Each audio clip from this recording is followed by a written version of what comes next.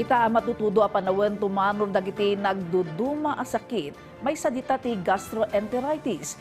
Kasano kadida ito'y maliklikan. Ada report ni Christine Bornolla-Sabaway.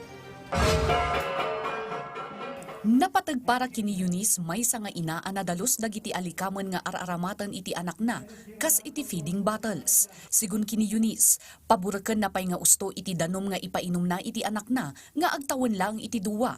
Araramida na daytoy tapno saan nga agsakit ti anak na. Nilinis ko po ng mabuti yung mga bottles niya, yung mga gagamitin niya po yung mga chupon.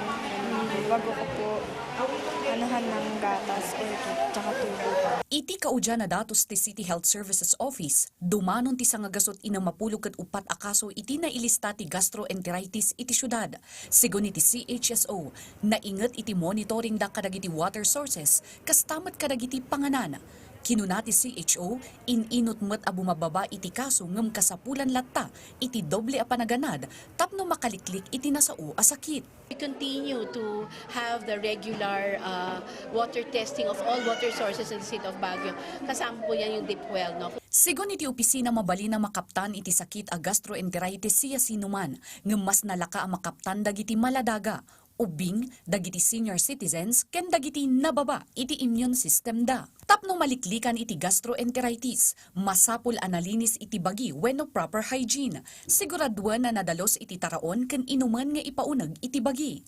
For now, please, if you're getting water from the Baguio Water District, from the faucet, water faucet, please boil it, no, para masigurado.